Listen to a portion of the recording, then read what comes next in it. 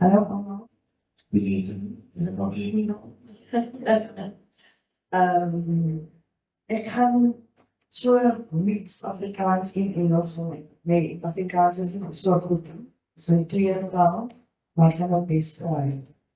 Um, my name is Arlene, and I'm from Cape Town, and I'm working family here in it is, I'm going to share my story about my drug addiction, right? I try to make the story a bit shorter because otherwise we'll be here for the whole week. If we're talking about them, telling them a story. And I need to is like, I'm me? So I'll try my best. I'll just dive straight into it, and then later on, I'll be happy to answer any questions you may have. Just come and leave a question, I will answer. Okay? Right. So, lived in Cape Town, and I met my boyfriend Tony in high school. So it starts just like that. Met my boyfriend Tony in 1996. Right? He lived in our area, and he was one of the coolest dudes in the area. So when we moved in, we used to watch him. I used to watch him walk past my house, smoking an AM liquor, going to school, garden down Highland he went to, and I went to North Market. Yeah. And I used to watch him every day. Traveled on the bus with him and started chatting, and we became boyfriend and girlfriend. And I found out that he was already experimenting with things. Dafa, mandrakes, rocks. Does it sound familiar to you? No? So he was already experimenting with things like that. Me, I was very innocent. As my eerste boyfriend geweest was 18 jaar oud. So went to school, everything was fine, I was fine, he still did all his nonsense, and then it was my matric ball, and obviously he went with me to my matric ball. And obviously, what do you do on the matric ball night? You drink lekker. You put on a nice dress and you're thinking that van maand is die aand. Dat lekker gespieren, die dinges op die plek en ons het party. And obviously Tony was my partner. And after the people, you go to someone's house for the after party. No? I had lovely friends with lovely parents, and they invited us to their house for the after party. Right? And it was a good few of us, maybe 15, 16 of us that was in the trip. We went to my friend's house after party and we drank. And then we said, take a walk down to the park and go smoke a machine. No? Well, obviously, there was more stuff available that night. My boyfriend, he brought with rocks. Rocks is like hardened cocaine, but you can cross maybe a work. So it was the rocks there, it was the mandrakes there. Was it mandrakes with the bottle make a good work. And that was the first night I tried any drug. First night I tried any drug. We obviously went out for many, many years, and we had friends that also tried different things and introduced us to different things, like Chuck. Chuck became famous. You did it? No?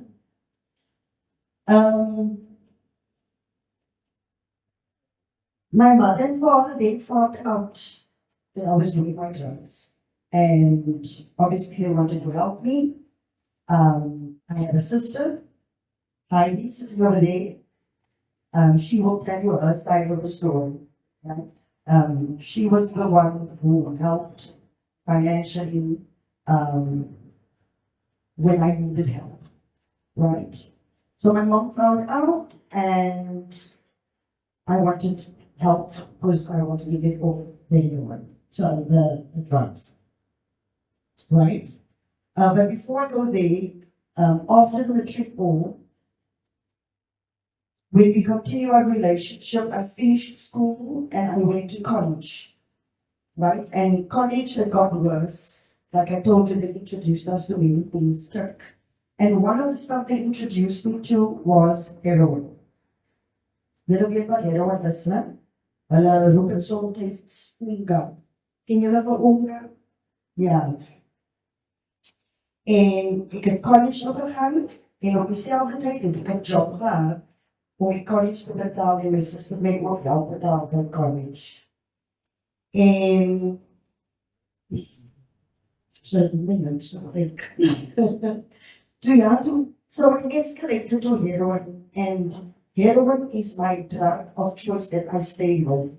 So I left the mandrakes, and I left the Turk, and I left the Java, and I left the alcohol, and heroin was the one that got me in the clubs. Yeah.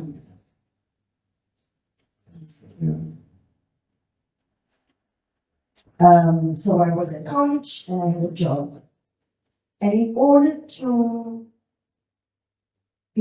support my drug habit, obviously my salary didn't last, so I had to start stealing. So I was at work, and I was stealing from work. And what happens when you steal from work? You lose your job, don't you? So I lost my job, and I left the college. So now I'm at home with my mother. What do I have to do? I just got my choice in the area. So obviously, we started using more. And it's not like we had a group of friends that we wanted to go out and have a good time or go buy somewhere or go to the cinema or go to the club. I never experienced that.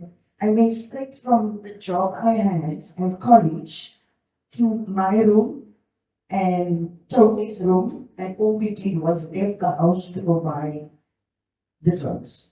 That's all we saw. Merchant home, merchant home. I didn't eat, I didn't wash because it wasn't necessary. I didn't look after myself. All that was important was the drugs. No. And also, just to keep in mind, I lived in an area called Hanover Park. Can you remember Hanover Park in Cape Town? And that's one of the worst colored communities where gangsterism is at its worst, and drug abuse and trafficking is at its worst. So being at home with my mother made everything worse. I resorted to stealing from my mother and my father too. I stole from them, and I used to run out to steal cell phones, to steal ladies' bags, walk into the shop and see what I can get in order to support my habit. You know, you don't also think you can come from the best family, they can provide everything for you, you can have an education, you can, I don't know how to explain to you, but still, this drug takes over mind, body, and soul, and you will sell all of that in order to get your drug. Yeah? So my sister also helped me a few times when rehabs was concerned. So there was many rehabs that I attended, but I didn't stay. I ran away from the rehabs. I ran away from all the rehabs that she helped me with.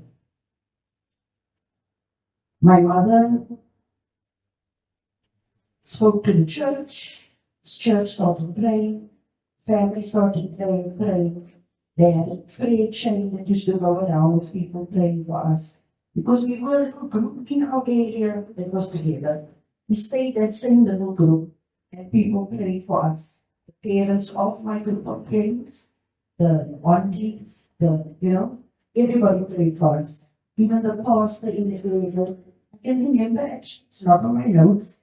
We went to live at the pastor's house once because he wanted to get us clean of the drugs. So that was just one of many steps that we tried to take in order to break free from this hold that the heroine had on us. I then broke up with Tony. I broke up with Tony and I started going out with my heroine dealer who was from Tanzania. So, julle ken mos die bongos, né? Julle dan mos hulle mos oor, hulle verkoop alles, né? So I went out with my Tanzanian drug dealer. I went to live there in the observatory area with him. And I used to travel around and sell drugs with him. And I became known as Charlie's girlfriend. No. So there's obviously many other details that I can't tell you. I'm going to scale it down, you know. So there's many stuff that happened when I was with Charlie. I'm just telling you, I was with Charlie. Stuff got worse. Police got involved and all of that stuff, you know, which naturally happens if you're going to catch on nonsense, right? He then kicked me out of the apartment. Why? Because I started stealing his drugs. I started stealing his drugs, I started stealing his clothes, and he kicked me out. And the only place I could go to was back to Mommy's house. No? Went back to Mom's house, and who do I call for help? Heidi. We tried another rehab. It was an outpatient rehab. It was based on the 12-step program. The only reason why I went was to satisfy the people around me, right?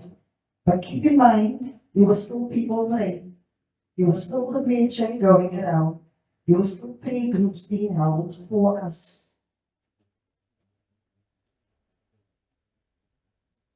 So yes, I went back to my mom. We tried the 12-step program. It didn't last very long because, like I said, I did it not for myself, not because I made the decision to keep my family's mouth shut. Things got so bad now because obviously I'm still in the circle of Tony and his friends. Yeah, also still in the circle, and so even though I went to have a boyfriend, I always came back. And we were always back together again. So I want you to keep that in mind because it's important about being in the area where all the bad things are happening. That's why I keep mentioning it. The same people, the same area, doing the same things.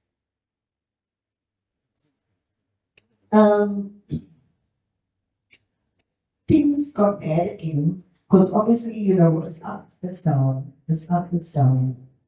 So I'm back in the same area and back with Tony and his family again. And what do? I have an affair with Tony's father. And I married Tony's father. I had a nickname there where I came from. Can you have a good glow and a golden beautiful? They used to shout down the road, it was funny at the time. So I married Tony's father, and we all lived together now. Soos ek, as Tony, as sy pa, as Tony se broer, as almal op drugs. Tony se ma bly nou langsaam by haar ma. Ek moet verbyloop elke dag met die vrou wat my skree, jou teen jou draai. Can you imagine? Ik heb niks voor je. Ik heb meegeboren. Hoekom? Wat was important? Met die heroine was important. Ik heb overgegeven niks. Dat kan maar geschreven. Ik kan ook een gezien. So sorry. As long as I got my whatever I needed that day. My husband, Tony's father, had a very good job. And then he also started a museum of me. And what happened? He lost his job. So now he's also at home with us in the house there, doing the drugs. And the house became riddled with criminal activity. So die merchants het hulle stap, hulle goedes daar kon stoor. Die shoplifters en al hulle shoplifting goods daar kon stoor in my what do you say? my ceiling. Sorry, man. Stored the stuff in the ceiling. The police raided our place maybe once a week. Ik het die captain zijn naam gekend, bij zijn eerste naam. En toen ben ik zei, hij Arlene, alweer, zeg, ga hij stoos laat. Zei, nee, captain, no, je was niet eens nodig. The criminal activity was at its peak. And like I say, we were raided regularly, but I managed to avoid being arrested. Thank God, I managed to avoid being arrested. After this, my mom got breast cancer. And at the time, I went back home to sort of look after her. And in that time, I asked them if they can get me into a facility, whether it be just for counseling, whether it be outpatient. We looked for things for centers where we didn't have to pay a lot of money. And you know, these type of centers, they're not freely available. Aren't you struggling to find places for your family members, for yourselves? There's a place in Cape Town called Sanka, and they meet twice or thrice a week, and you pay 30 rand, and you sit there and you get classes, and you sit there and they counsel you with whatever. I never attended one class in Sanka, although my parents thought I went every day for a couple of months.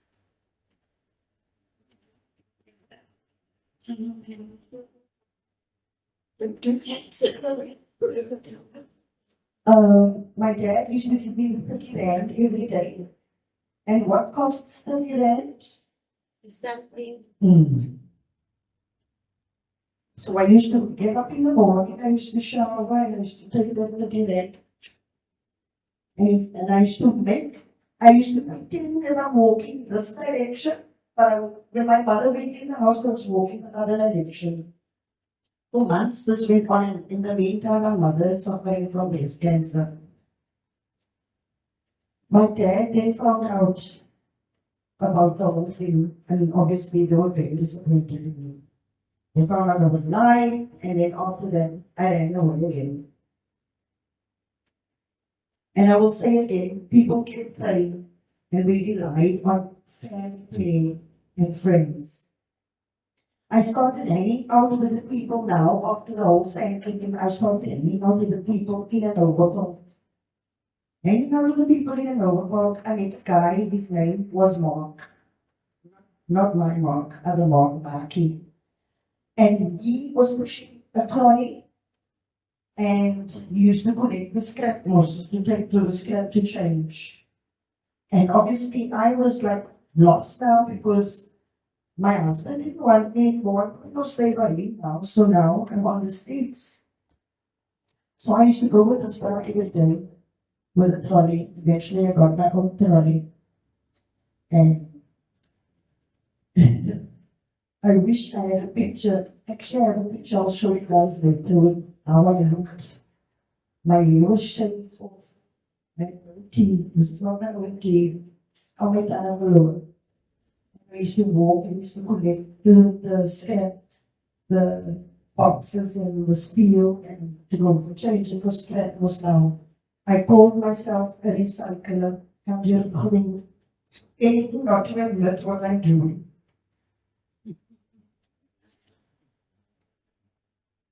There was one moment that always gets me. It's a moment where I was on the field. It's a field in the new field in the area where my mother lived. And we used to sit there and sometimes just watch the legs go by. Or if you're high, you go sit there and you chill until your legs high. And I saw my mother and my father looking over the field, obviously looking for me. And I hid between the grass because I didn't want them to see me. And it's memories like that that get stuck in your head. In my days of being a recycler, I used to start to shop them, campaign, shop like, get broken cars for steel, With chocolates and cinnamon and dining over for cooking. And one day I went to ShopRite and I thought, no, I got this down. No, it's not going to done this week because I still looked white. I thought I still looked white. And I went and I got my dentist and I was walking out and I said, sorry girl, I poked bones. At that moment, I don't know what I was feeling when they told me, poke some bones. Anyway, I was caught. My first time I was caught, my first offense, start checking me, it's alright, stop it. Die by overtime and that's was not allowed. The judge looked at me and said, girl, you don't belong here. I'm going to make an example out of you. Daar is nie my pols wat toe vir 'n man. Pols wat toe. Ek en die pols wat in. Anyway, daar is nie my pols wat toe. And in Polsma, obviously, I didn't have a choice. I had to sit there. I had to do my time. But I had a lot to think about. And I actually told myself I don't belong here. Bear in mind, the people always talk about your low, or what do you call it? Your rock bottom, when you reach your rock bottom. But I have to say, everybody's rock bottom is different. You don't have to be in a dark hole or in jail or whatever to reach your rock bottom or to realize that you know. You don't have to be laying on the beach somewhere in a happy moment that you can reach your rock bottom and decide, I need help. My situation was now that I was in prison. In prison. The ladies that I was laying with in prison looked at me and they told me nicely, what's your jail? Jail, what do you mean? And in this, I got no teeth then. No teeth at this point of my hair. It's got a cook. It's like dreadlocks. Because I was going to look after myself. And my sister was living in the Netherlands at the time. And she came all the way from the Netherlands to obviously help my mother. Because at the time, my mother was still going through her therapy for her treatment for her cancer. So she's there to help my mother, and she comes and she visits in Paulsville.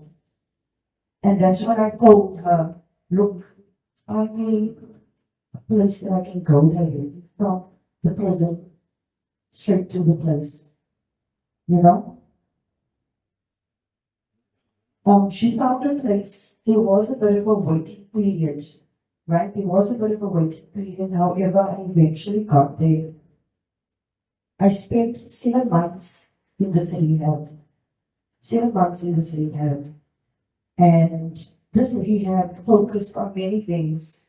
Because when you're on drugs, I don't want to say you lose your brain, but you lose your way of living. Like I told you, I didn't want to get up and shower in the morning. I had to reprogram myself, to retrain myself to say, I have to get up, I have to brush my teeth, I have to make up my bed, I have to eat breakfast, simple things that I had to train myself to do again, that a rehab or a facility helped me do so.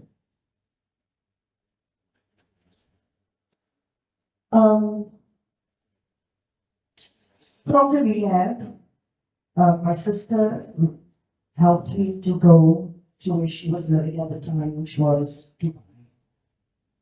So remember before when I was mentioning a few times and I said coming back to the same area, back with the same people, we were trying to avoid that.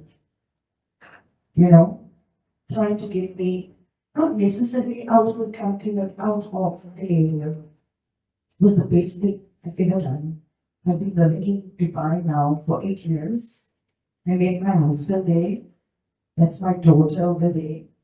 The one in the pink that needs to close the legs. Lucia Barbara, close your legs, please. And I have to say, I would not be standing here today without faith, without pain, without trusting the Lord. Yes, without the family as well. Without the family as well. I'll leave it there because I think I was speaking a very long time already. And then my sister will now tell the story from her perspective. Thank you.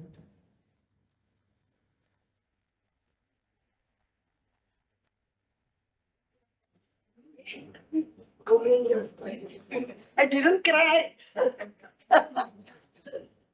You didn't cry, I can't promise that. Hi, everybody, I'm Heidi. I'm Arlene's sister. How do you follow that? I live a very boring life. It's really, really nice to be here. This is something we wanted to do for a long, long time. Give back to the community that helped us so much. Because like Arlene said, we would not have been here without the community.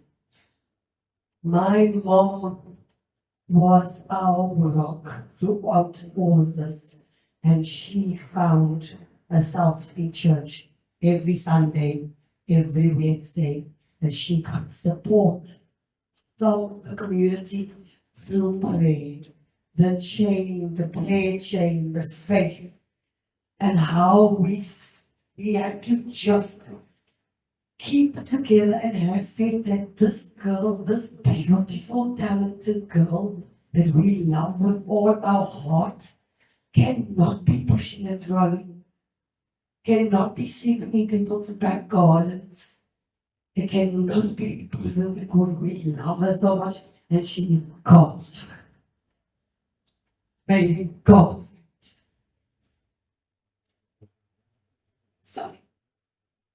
So my perspective, I left South Africa many years ago. I left in 1996. I went to back Israel. I went overseas and I thought, no, that's where I'm going, that's where I'm staying. I did the Netherlands for 3 years and then I ended up in Dubai. And throughout this, before that I was in Ireland. I was single, alone in Ireland before I was married. And I got the phone call one day from my sister to say, I don't want to do college anymore. Can I stop doing college? I want to work in a job. And I thought nothing of it. But if you don't want to do college, I took out a loan to pay for college for her in Ireland. So she thought it's best that she contact me and let me know that she's not going to go back. I said, fine, no problem. Muntevreemd. Gaat het woensdag in die kamer. Ik weet van niks. Ik zat in Ierland. Ik dan alles vooruit. Ik was een healthy family gelost. Toen was ik was oké. Ik heb mij dan gedaan. En dat had ik dan gedaan. Year later, I get a phone call out of the blue. Hi, are you sitting down? I said, yes. What's wrong? Your sister is on here. We found out she's coming clean. We're going to get her off the stuff. I go, oh, shock and horror, but it's all right. It's going to be okay. Everything's going to be fine. And as you heard from Ollie's story, it was a downward spiral. Downward spiral. So, from a family point of view, she took us down with her. It was awful. I can't explain the pain. To see someone you love so much lying and stealing from his love, that feeling. When you see your sister that you love so much and she's looking into your face and she says, no, I didn't take that. So, having to deal with all the lies and having to deal with because you have an idea of someone and you want the best for the person that you love, don't you? You love that person so much, you want them to succeed in every way in life. Doesn't have to be financially, you just want them to be happy. Arlene wasn't happy, no matter what we did. No matter what we did. But then prayer started. My mom, like I said, she relied on her prayer circle. We would come over to my mother's house, they'd hold hands, and they prayed for all the young people of that generation in that area. I was in Ireland and I was constantly being tapped into that. And I have my own faith. I don't know if Father Howard told us how we met. We came over on a holiday to be with my family in Port Elizabeth. Because my father passed away of COVID last year, and we had to be his ashes this year. Howard accommodated us. And we had a chat a couple of weeks ago, and just mentioned, by the way, that there is this gathering. And myself and Arlene looked at each other and we went, God put us in each other's way here so that we can come and testify to you and tell us our story. We come all the way from over there and we don't have the opportunities are not. And look at this opportunity that God gave us. To be able to stand in front of you here is a huge honor, massive honor. And to be Arlene's sister, so proud, it's a huge honor. So as I said, from the family point of view, my mom eventually had to cut ties with Arlene because it was getting so bad. And then of course Arlene's rock bottom in the timeline was visible. And that's when we really prayed. I can't explain to you how much we prayed. And it worked. Because in prison, Arlene called us and said, I need help. She did it out of her own, but she knew that she had to do it for herself. She couldn't do it for us or anybody else but herself. And we knew that God worked through her to come to that realization. We were blessed that I was lucky enough to be able to help her that way. But she needed places like this too. She needed people like you to be there in a supportive manner. She will tell you the people that she met along the way in her journey. And like that, we all got together and she was able to do the work. She was able to learn self-worth, to find her worth, to know that she's loved, not only by the people around her, not only by the family, but by friends, but by God, but by everybody, and that she has something to give.